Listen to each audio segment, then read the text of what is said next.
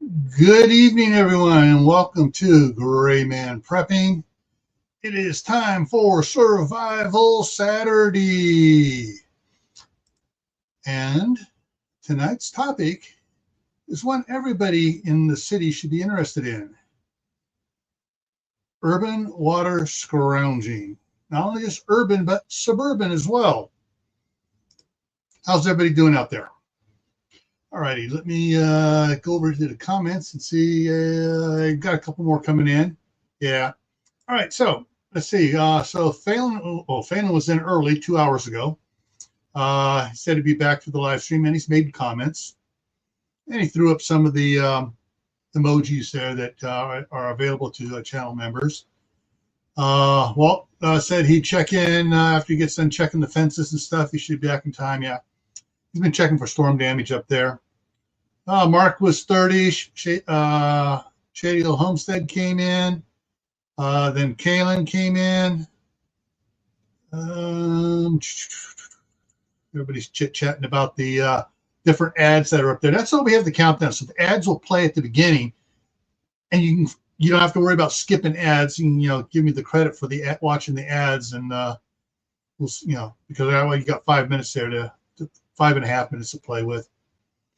Let's see. But Wayne's here, becoming dangerous. He got an Irish travel ad.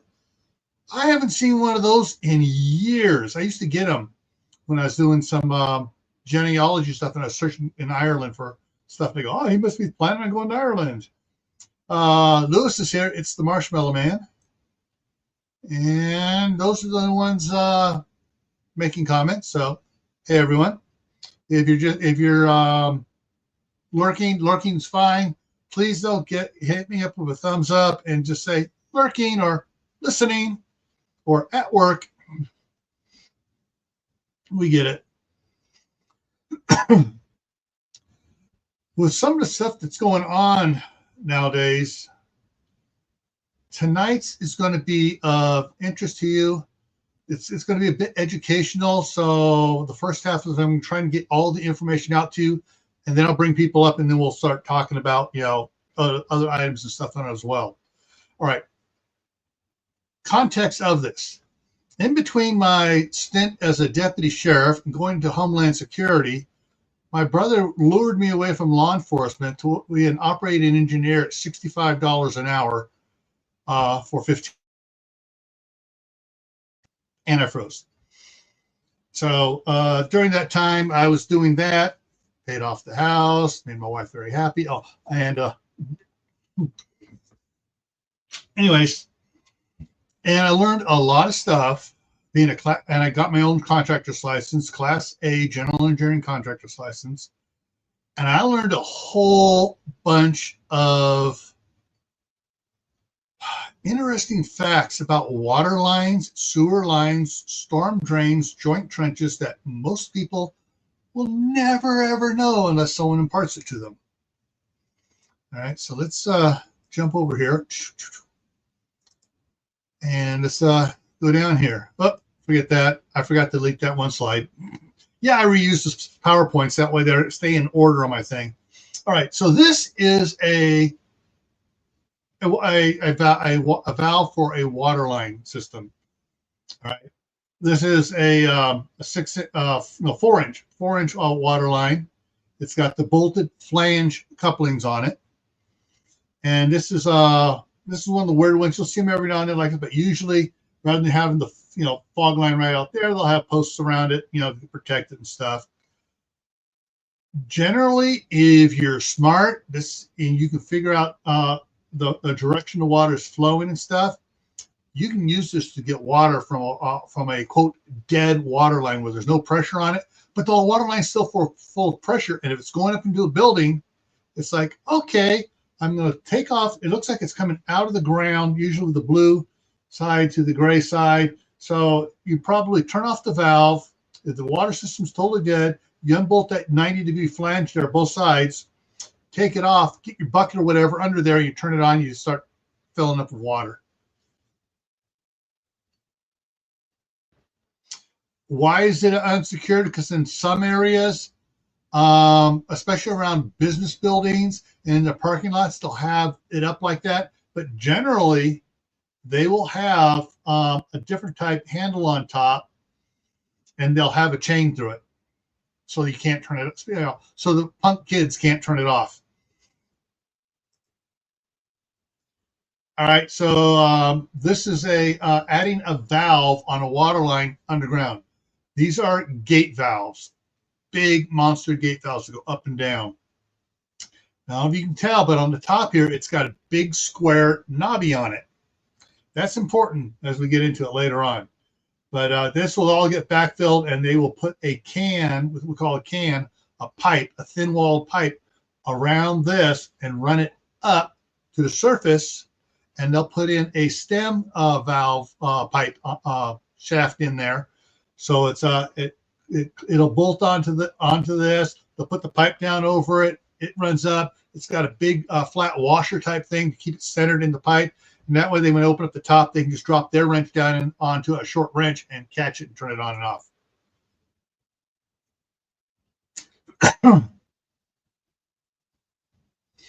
Yeah, Caitlin has something like that feeding her building. You'll see that around. Next one here. Here's where they are putting in a lateral. This is called a lateral for a hydrant. Now, sometimes what you can do if the water system's total down, we're talking total SHTF, real SHTF, not this make-believe HTF crap that a lot of prepper channels like to talk about. Real SHTF, where government has failed, the water system's down, the municipality's falling apart, or Milwaukee, where it's going to be down for a long time, and there's no water around to get. And you know the water's not coming back on forever, or at least 30 years or 20. But anyways, so if you have something like this, so this is you can probably get about 30 gallons of water, if not more, depending on the feed pipe coming up here. Usually that's a 6-inch pipe.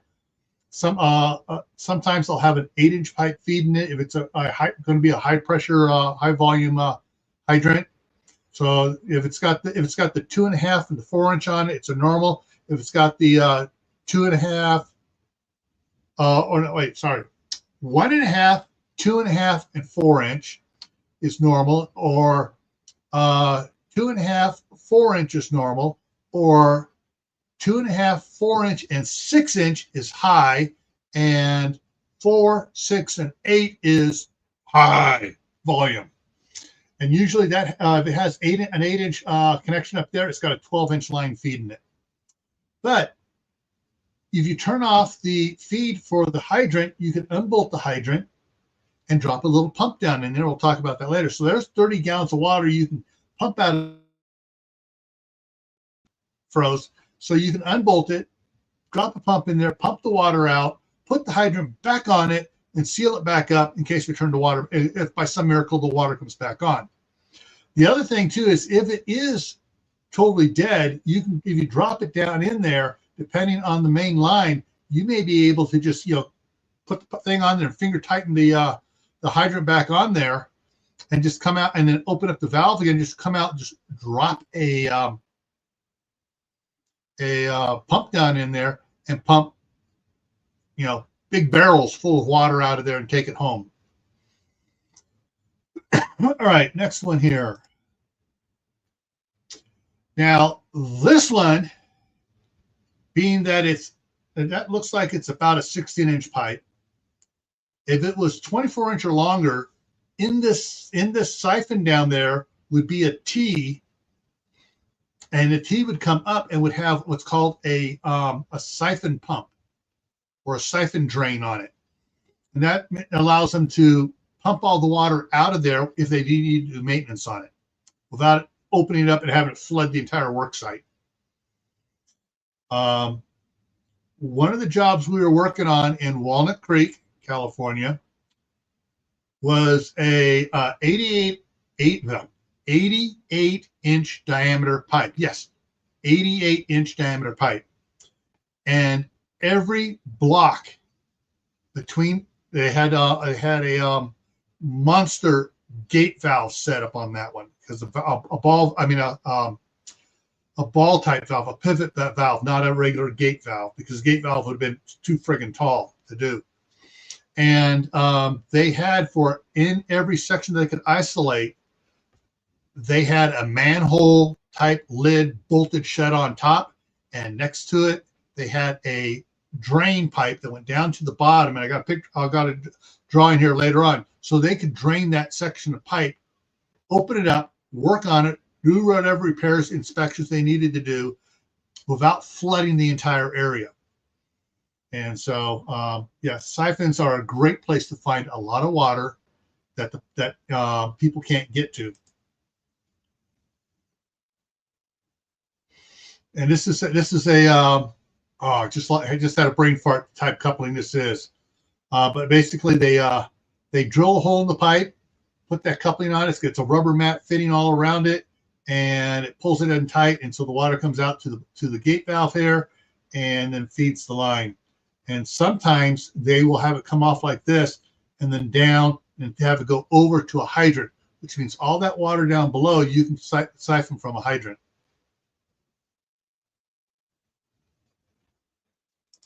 Yeah, exactly. And that's why you got to be careful. You got to make sure someone's on it. So once you pull that hydrant off, you've turned off it, and you start pumping it down, and you open it up. If it starts bubbling up, you kind of just let it squeak by, so just water just barely flows through about the speed you can pump it out. All right. All right. This is a line to feed a house, the blue line, or to feed a like a car ship dealership, or a Big O Tires, or something like that. They would have something a lot bigger for like a Home Depot or something, because they have to have big fire sprinklers all over. But generally, this one here coming in from the side, most of the California water districts don't allow that anymore. They want it on top, where it comes straight down at a 90-degree angle, straight down, and they come up and they put a 90-degree off of it to go. And so this is this is called a curb stop valve here, that's installed right here. Important later on, we'll get to that. Now, sometimes you'll have a plastic pipe coming off of it this is a pump valve. I mean, a pump siphon. So basically, they had the line, and this is the low spot, and they wanted to drain everything out. They'd open the gate after they shut off the pressure to the lines, and just pump it out. If you see one of those around, that's a clue of what that is.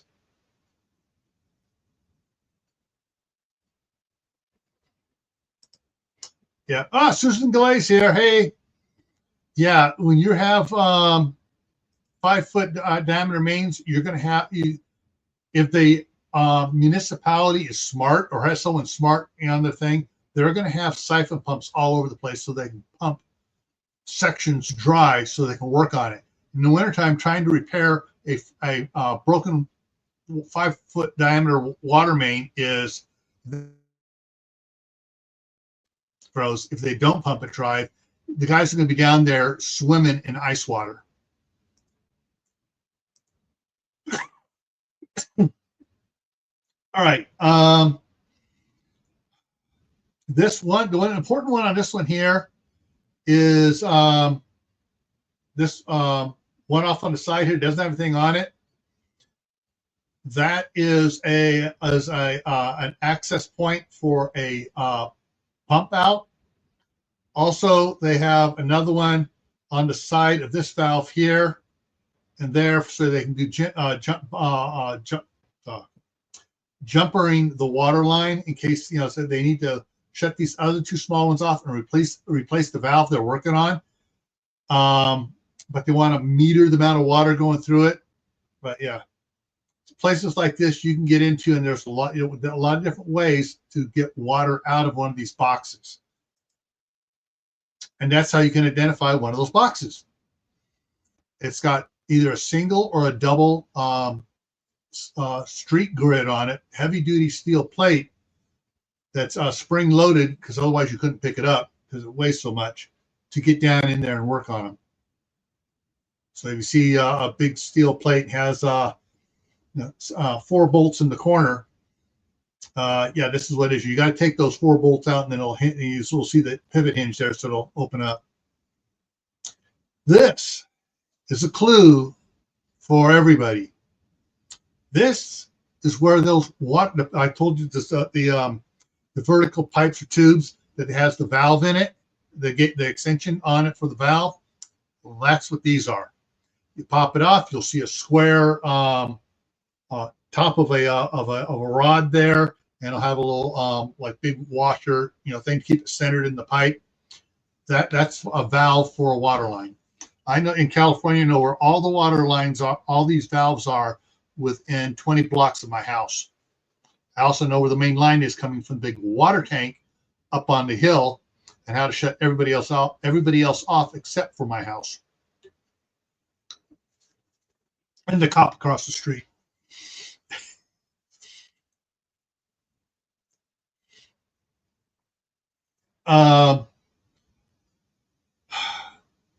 Now, there is a little mistake on this. I'm going to tell you what it is here in a second here. Right, the corp stop is the fitting that goes into it. The curb stop is a valve. Sometimes they'll have a curb stop and corp stop together coming off the water main. The curb stop is on city property or municipal property prior to the property line. If the meter is on the depending where they're, like for my house in California, this is actually on the property in the driveway. And so with the meter stop, they didn't put one in because the curb stop, because my meter has the curb stop on the pressure side of the meter. Now here it says owner's responsibility. Owner responsibility in California is from the meter casing to the house. So the pipe inside the casing on both coming down before it goes to the house is the water district's responsibility. Once it's outside the meter and on the property line, then it's the homeowner's responsibility. Now, sometimes you see here going into the through the foundation into the basement or crawl space, there'll be a ball valve there, same as the curb stop valve to shut off. Sometimes it'll come up and it'll go into the into the above the foundation through the above the sill plate where the floor joists sit on. So it'll go in there into the crawl space, and that a lot of houses in California are that way, at least in the where it doesn't freeze. And so you'll have up here in the brown area, you'll have a gate valve unless they've upgraded it to a ball valve to shut the water off for the house. That said, you want to have besides having a ball valve or a gate valve, you want to put in a flow check valve so the water can come in, but it can't siphon out.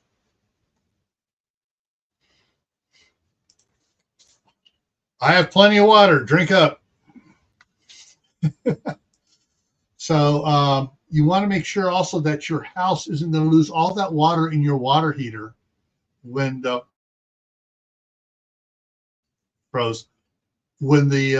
water pressure goes off, whether it's a broken water line or whether it's the water treatment plant going down, whatever. You want to make sure the water doesn't siphon out. So you want to have that check valve in there to protect it. And some people put in a double check valve in case one fails. Howie's in the house. All right, let's see next one here. So here he's turning on or off a curb stop, which go back one, which is this one right here, the curb stop. That's what the curb stop is. That's what he's turning on and off there. Here they got multiple things going on. And I'm willing to bet that this little square one is a siphon access to be able to pump the line out. But they probably have a valve for going one way and a valve for going another, for going across the street or something like that. But you see these little valves. Usually they're painted blue, but they just the pipe just drops right in there. And here's an example. That's all the bigger the pipe is. I mean, the valve wrench is. It's got a square box on it. And they open it up, drop it in there, and they turn off the hydrant.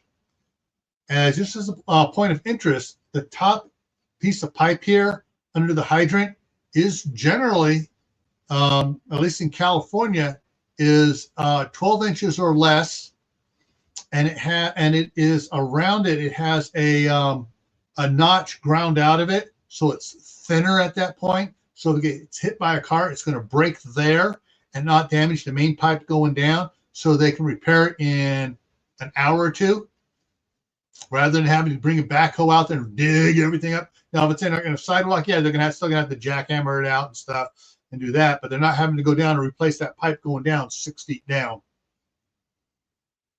So yeah, if you have one of these, you can just turn it off and then you unbolt this, or you just open it up. And if you're in a low spot, you can open up one of the things. You can get the adapter.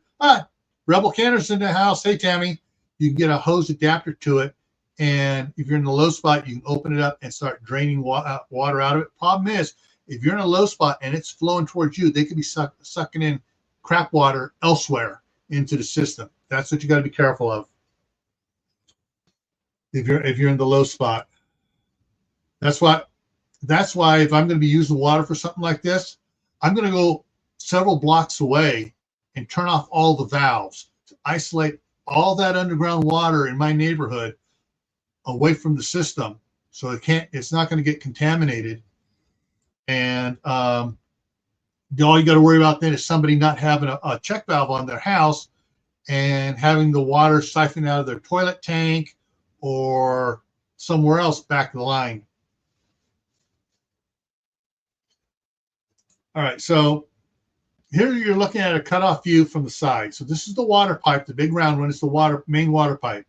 Coming off the bottom is a pipe coming down. Generally, this is going to be 4 to 6 inches. Comes down, has a 90, goes over, has a gate valve.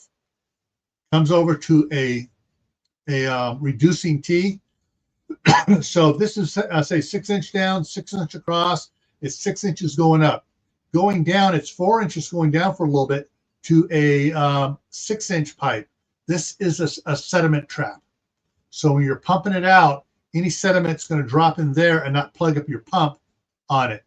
And this thin frame here is the can that goes up to the surface street that your wrench drops down into. So that's ideally how they put them in. And that's how we were installing them everywhere we went. If you're in a big building, this is where things get tricky. This is the fire station. And fire systems for the sprinkler stuff is set up a couple different ways. One is pressure always on. And that's what you see in the movies where they hold the lighter up to it and it sprays immediately. That's a pressure always on system.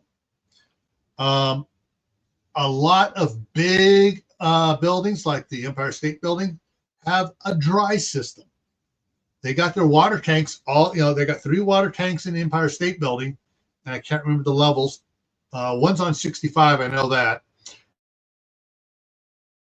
So they'll pump water from 65 tank floor tank up to the 85 floor tank up to the top tank, and they pump it from one tank to another because it's a lot easier than trying to pump it all the way up on one piece of pipe.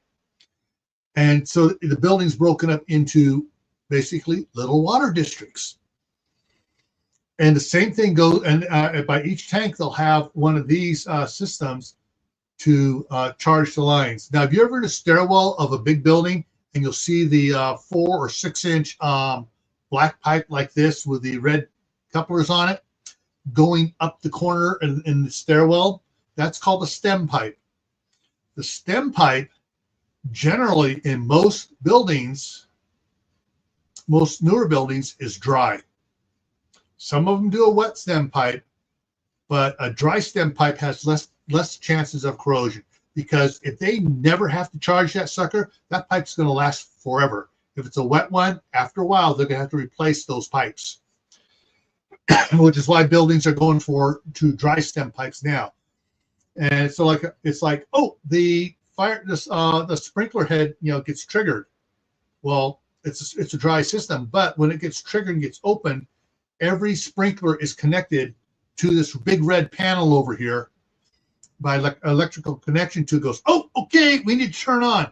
And it turns on this big red pump here and starts pumping water. Okay, so if it's a dry stem pipe, there's no water in it. If it's a wet stem pipe, and they'll say on them whether it's a dry or wet stem pipe, on every floor, it'll tell you what type of pipe it is. That's isolated from everybody's drinking water. This is a fire system is totally isolated. And if it is a wet stem pipe, it also has a check valve down in this room that has a bleed off line so they can bleed it off into a drain. Well, guess what? If nobody knows about that all that water in that pipe up there in the dry stem pipe, which is, if the power's out, is not going to work anyways, is water that can be salvaged. All right, so 2 types of valves. A gate valve is just that. It's a gate that goes in from the handle down into the thing and blocks it off. That was the most popular type valve around. Most of your water heaters have a gate valve on it, and it plugs up.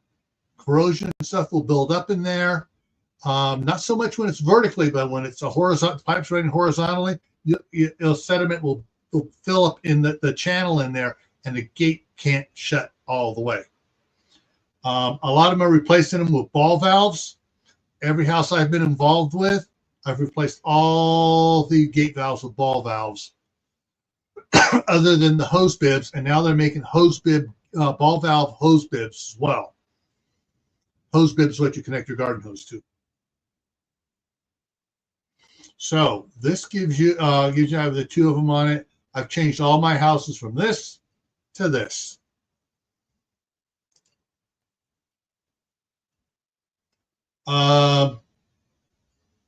Yeah. So some districts will do it at a 45.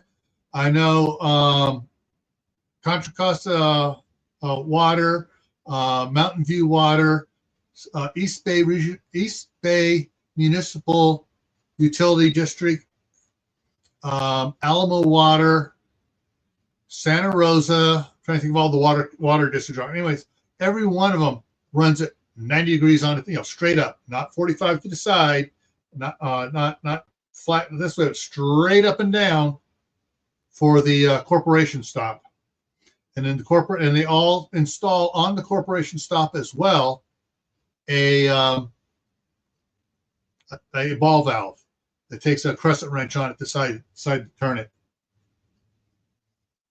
Now, some places, especially in the north, they'll have the meter inside the house.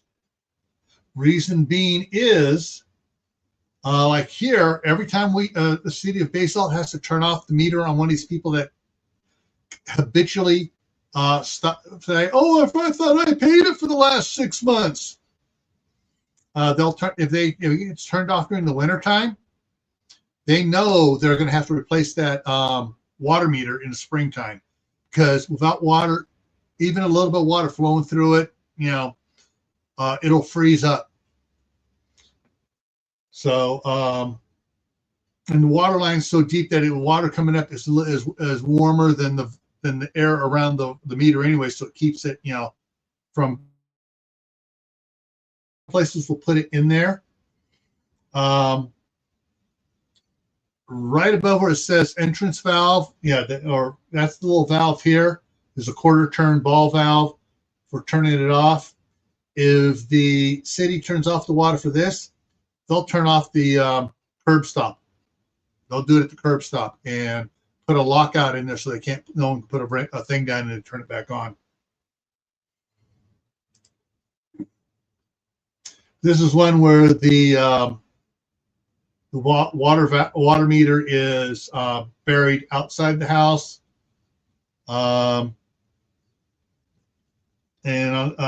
This one here, they have on the left-hand side here, this adapter has a valve on it as well. And it talks about meter box type, iron yoke for supporting the meter and stuff, different ways of doing it. Okay, for those little pump things, for the siphon drains on the water lines, you can get a submersible pump like this and put it down in, provide power to it. I'll talk about that in a second, and you can pump water out. These are really quiet because it's down in the water and you're not going to hear it running. All right, now you can also get one of these, a 12-volt one, and hook it up. So let me go back. So this one here, if this is 120, you're going to have to use a little power station to provide power with it so you don't make noise. You don't want to use a generator out there. You want to use a power station, keep it quiet.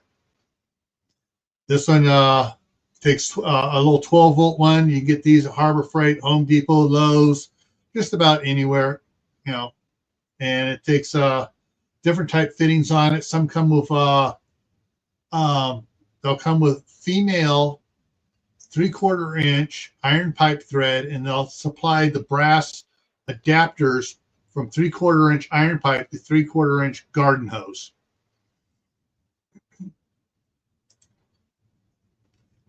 Now the one on the left here is a 12-volt submersible pump with a 1-inch outlet on it. Now, this outlet is a multifunction outlet. You can screw 1-inch pipe thread on the top there, so you can just screw something onto it, fitting on it to it. It also has the ribs on it, so if you have the polypropylene pipe, you just warm it up the pipe and put it on there and put the clamps on it. The one on the left here is a multi-volt. It is either 12 or 24 volt. Works better on 24 volt, obviously. But yeah, so there are options out there. I think that's the end of, nope, not yet. How to transport the water you're getting out. You can start with 5-gallon buckets and work your way up to an IBC tote in the back of your pickup truck, or the pickup truck of a friend, Kaylin, and haul the water that way.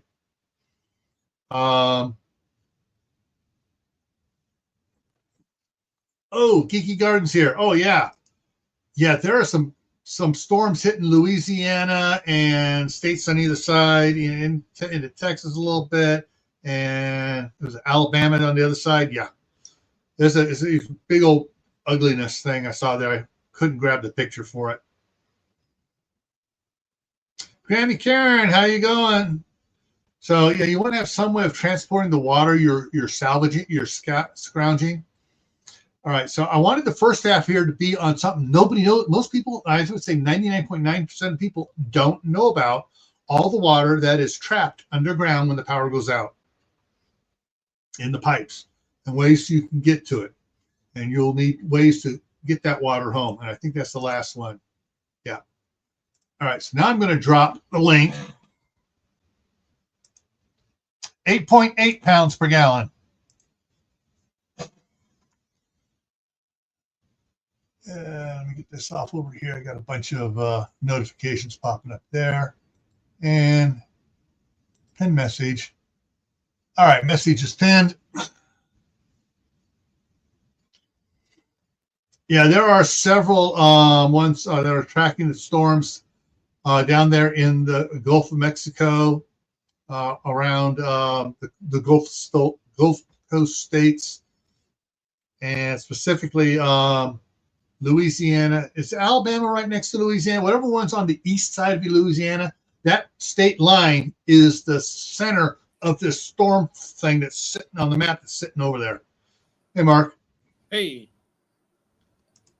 I'll have to revisit that 8 pounds versus 8.8 because even in culinary school, a pint weighs a pound, and that's how they bakers use it.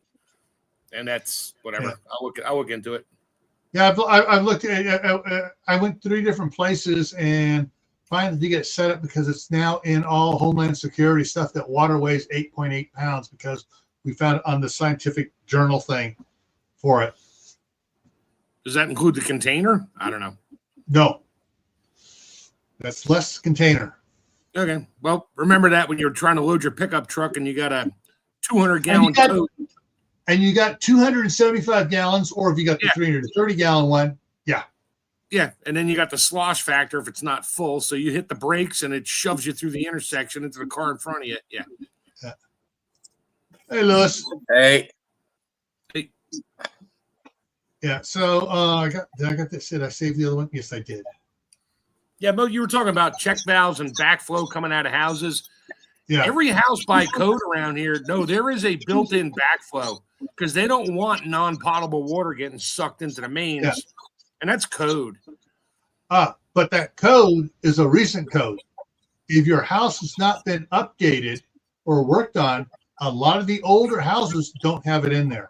I don't know what the year is on that, but around here, everything, even all the restaurants I deal with, I got to have backflow preventers and air gaps and drain gaps. And I fight with my plumber, my inspectors all the time. They're like, you need to have a 2-inch air gap on that drain. I'm like, I got a 2-inch air gap coming out of the machine into the drain tray before it even goes to your drain, but they don't care. They just read code. And they're like, I'm like, yeah, if water gets up that high to get into the machine and get into potable water, you're going to have 8 feet of water in your building. I don't think my drain's going to be your problem. Yeah.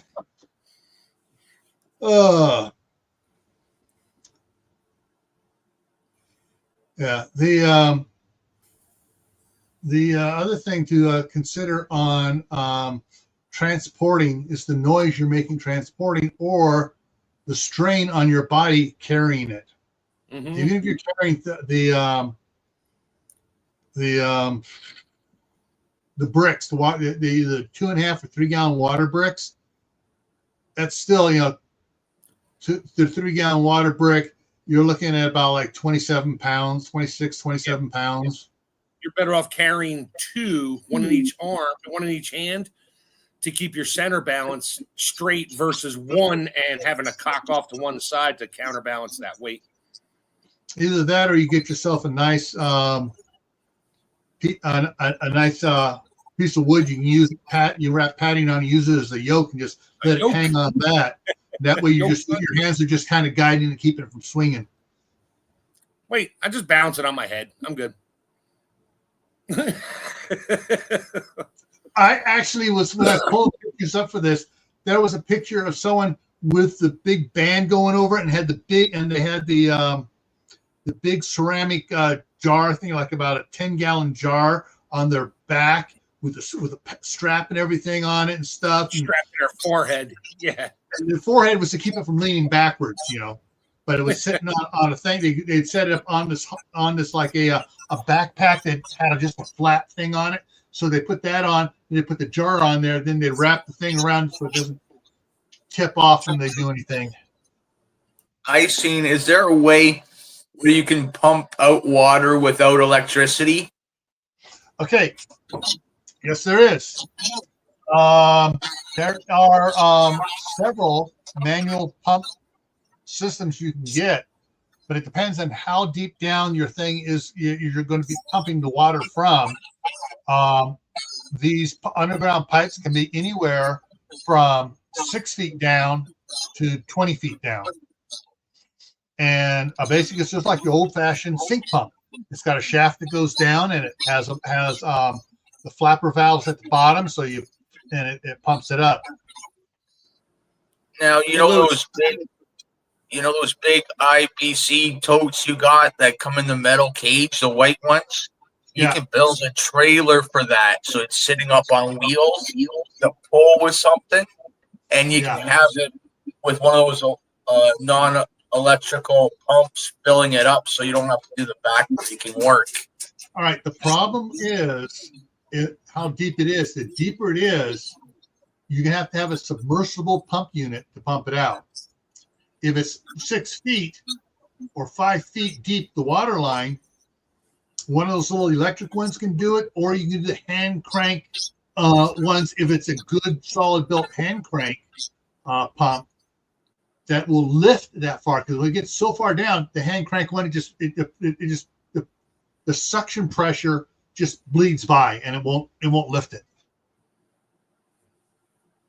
Or it gets so hard I can't turn this thing on thing because you got so much foot-pound pressure pulling down on it. Pull up to a pond or something and filter your water. Worst case That's scenario. what we're going to go through now is that. But I want to show something before I jump over there. So there are a whole, there's the one pump I put in. There are all sorts of different ones. There's the ones that pump from the top and the bottom sit submerged. There are some where it pumps from the bottom. Problem is, the pump can overheat. Here's some small ones. Little 12-volt one. Really cool. If you're just going to get it, a couple gallons at a shot. There are all sorts of different ones. Some of these, if you get a good 12-volt, 24-volt centrifugal one, it can lift 10 feet. Yeah, use those for and it can push up 20 feet. So it depends on the pump. There is a physics trick. So if you have a little, say a 12-volt pump that'll only pump through that half-inch tube 10 feet. Well, reduce that tube down to quarter inch. Your head pressure is not as much. You can do it. So you can go smaller and smaller until you get to nothing. But you can go a little deeper with a lot of those pumps if you reduce the size of the water, because the water column sitting in that tube is putting pressure on the pump and it just can't push any further. So you just don't get the volume. It just takes twice as long or 3 times as long at the same energy, but you're going to get water. So you are going to get water, and you're also going to get heat because the impellers and stuff are designed for a certain size inlet and outlet on it. Right. And so it's gonna put more strain on it. But if it's just the water to keep you alive, you do what you got to do to stay alive. You're not going to be running it for 2.5 years on a 3-year warranty. So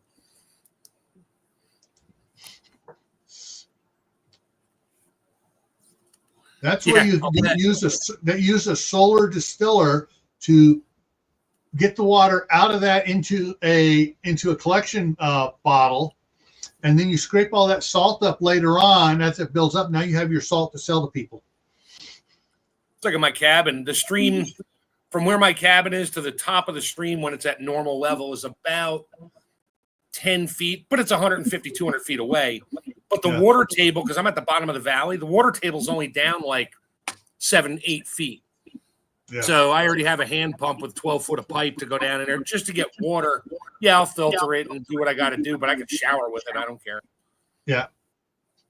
All right. So let's take a look here. So your options are as uniquely designed as you want to find the pumps. These submersible pumps come in everything from 12 volt. Actually, scratch it. I actually saw one that was 6 volt, but it only had a 3/4 inch fitting on it. All the way up to in DC, all the way up to 64 volt DC that I saw. There may be higher voltages. Then in the AC stuff, it goes everything from 120 up to 480. Yeah. You can always get one of those little solar pond pumps for your little fish pond in the backyard. As long as you're not pumping the water any higher than about 12 inches in a little tiny 1/4 inch tube. Now, other things. Actually, I gotta Google. I forgot to Google map something.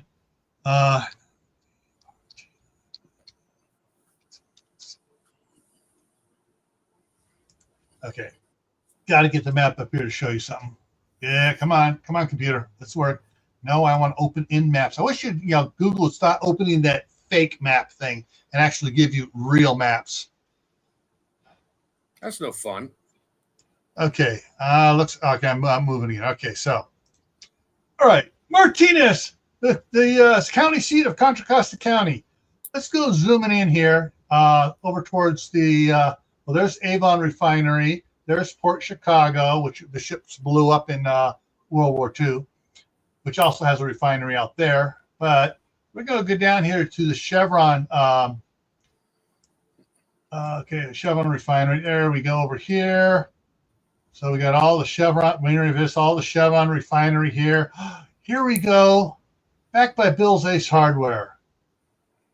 The Martinez Reservoir, owned by the oil company. Its sole purpose is their firefighting water. It's hooked up to all of their firefighting equipment. That's it. That's this reservoir's sole purpose is to provide water. Come on. For Martinez Refining Company. All of this here. I would not want to live there. I would not want to live near there. Yeah. And the thing is, most of the people that lived here worked there. This whole area off on the left over here, above the Vic's Diner and stuff, that expanded in 1962 to take this area here out.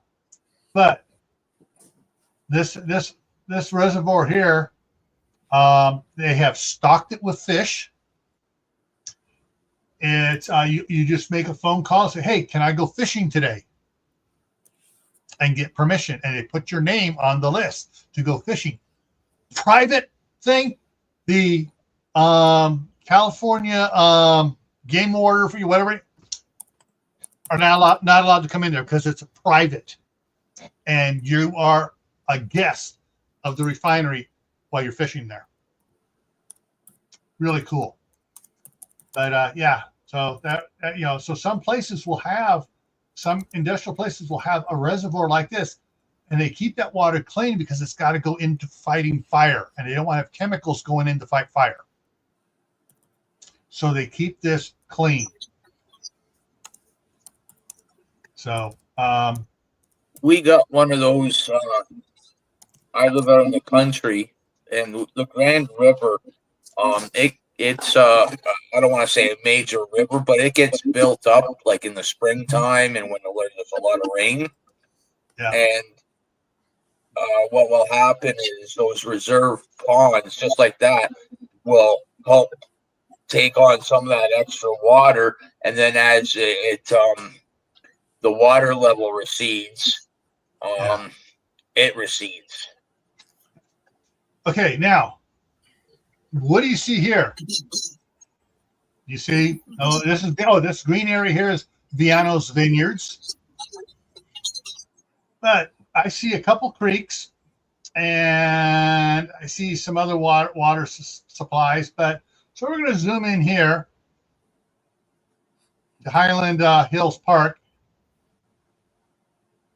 Come on, focus on it. Where these trees are, you can see part of it right down here at the bottom of this spot, is a creek flowing through here. And that creek comes from, it goes underground in spots. It goes by the Fig Tree Apartments down here. And it's over here. And it goes underneath the freeway and it comes out on the other side. But, in a lot of areas, it's daylighted.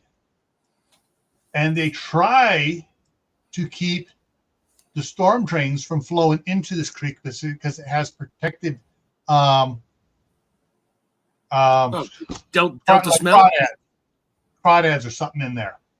Delta smelt? Not this far up.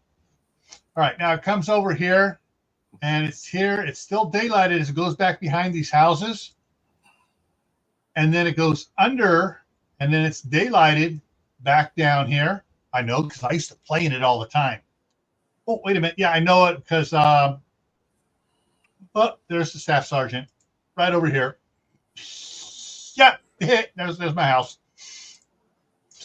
But when I was growing up, all this Heavenly Drive and St. Marissa stuff was the Dollar State Turkey Hatchery. Anyways, it goes down here. There's it, daylighted right there. Flows down past the school, down through Viano's Vineyards. There it is there. And then it goes down and goes underneath the Burlington Northern Santa Fe Railroad tracks and daylights. Which side? Over here. Daylight's over there. So that's not all of it. It looks like it's locking up here. I'm getting a yeah, my cursor's not even showing over there. There we go. That's moving. So by Morello Park here, there is by Morello Hills Christian School. Oh, they finally took it out. There was the old farmer's windmill water pump was there. It was pumping water all the time, just watering the area out there. But there's a creek that flows down here that's now totally underground and comes out back here. And 260 Morello, that's the house my brother built. That was my parents' property years ago. But the creek is just down below it. Up here, where Heavenly Drive goes through, in this area up in here, coming up from behind these houses here, was another creek that came down and went down Heavenly Drive and daylights out here. And it's all now in pipe. This pipe is 60-inch drain pipe, and its water's always flowing through it. And we, as teenagers, we used to play down there. When I say teenagers, I'm talking 13, 14, 15 years old. And so we know where all the stuff is, everything around it. I know all the water sources here. Ask the kids where the water sources are. They will tell you, oh, there's a creek over here we play in. There's this over there. That is a source to find out is the kids. Find out from the kids where stuff is at. But there is all sorts of stuff. Back over here in on Old Orchard area, the West Air complex, there is a creek flowing through here and goes over and then drops down over in here, and it's all pipeline now going down. Yeah, there are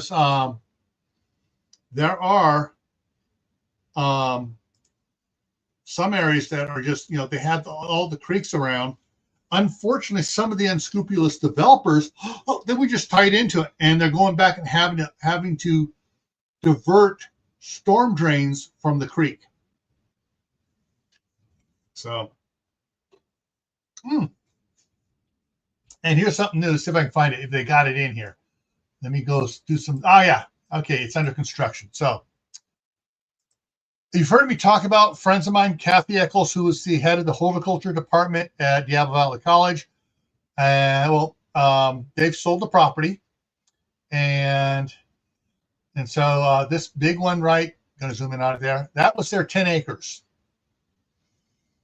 And there are a lot of water traps going in on the property up here. It has the channel diversion to catch all the runoff, and this runoff is kept clean water. It goes down here, and it runs down, and it goes in, and it goes into a drain that takes it to the creek. Clean water. The other part of this development is right down here. This is across the street from my house. And they have it on it here. They don't have it on there. Because this aerial one may be outdated. So we're going to pull a little fast one here. And drop the, come on, there we go. Let's see. Drop the little man down there. Drop the little man down. Okay, they don't even have the construction going on from the Google view. This tree has been pruned way back. This gate's gone. The fence is over here now, and you can it's asphalt up there. So I was hoping it would be open where they've actually updated it, where I could take you up in there and show you the new traps they got. They got over here on the side, just prior to the tree, they got this lined pit with they got several lined pits. Some of them are made to trap the street runoff. Others are made to trap the other runoff and keep them separated. So if you know where if your states or your municipality is doing that, the non-oil street runoff, that's the clean stuff, it fills up and then a little bit and it drains off to a safe spot. So there are things you can look around to find water for your hang on here. I need to clear this thing up here. Get rid of that one. Close. There we go. There are a bunch of different things. You can look at certain the older topographical maps, or just the older fold-out maps and stuff. Have the little blue lines where creeks and stuff are. Really good information for finding water. And of course, our trainers is going live here in a little bit. I guess he's going to do a Saturday Night Live all the time now. Yeah, I'm gonna go harass him when we're done here. Yeah. But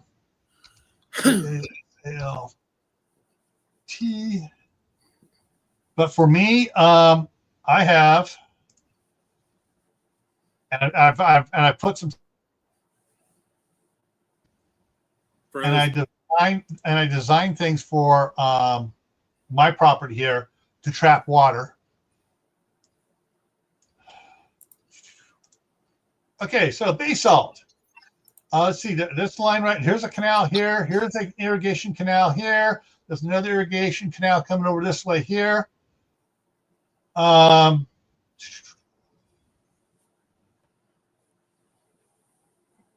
love it when they still got it going wrong.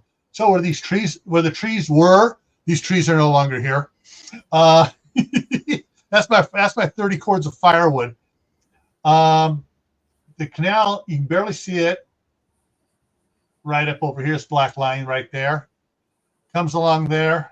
It's now all underground here, but there's a low spot, two low spots. There's one low spot here, straight off in the back of the house over there, and the other low spot's right here in the middle. And it's flat from that low spot over to the corner here, where I got a 4-inch access port to go down and pump water out. And so I can go up at any time if there's water shortage, and I can open up the floodgate from the.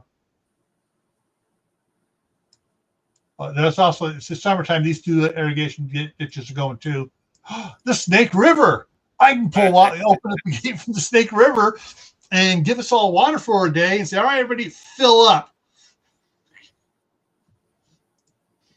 But find out what rivers are, what's going around, streams, creeks, all good points. Certain tall buildings, they'll have on the side of the building, you see these stand pipes. The pipes coming out that are fire thread. Yep. 4-inch, 6-inch fire thread. A lot of times those are wet pipes. And so those sometimes are for in case the city can't provide water.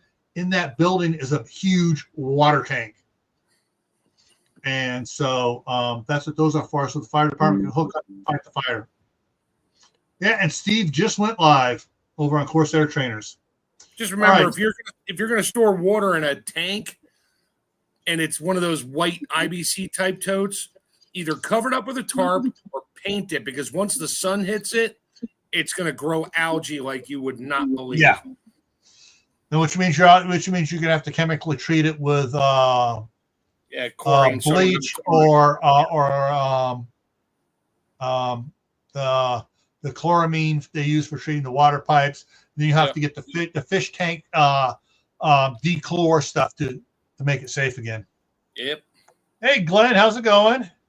Tennessee Tactical One. Yep. Just wrapping up here. We're all going to do a raid from Gray Man Prepping over on Corsair Trainers. But coming up here this week here, we got Monday on Gray Man Prepping is we're talking about first-time water bathing, tips for first-time water bathers. Tuesday is New Year's Eve, kickback chat. Someplace to go to have fun without getting drunk. Thursday is the midnight ride. Friday is I'm done with these things. You know, things we're just all done with, and especially resolutions. And then next Saturday is imports and tariffs. Costs are going up. We're going to hit that, bang on that a little bit more. Focusing on what is and is not going to be going up here immediately after the 20th of next month. So that's what's coming on. And so I'll show if I can find it here real quick. Stop sharing. Did it okay. And I'm trying to find the let's see here. Put it here. Yeah, it's trying to play an ad from his.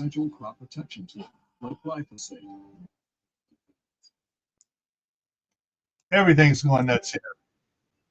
There we go. Stopped it. Okay, got to mute it. So here is Steve's link for Steve's live stream. I just put it up. Sorry. Oh, you did? Okay. Yep. There it is again.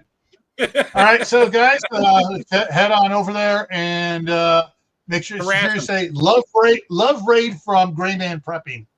All right, guys, we'll see you over there. All right, have a good night. Yeah, have a good night.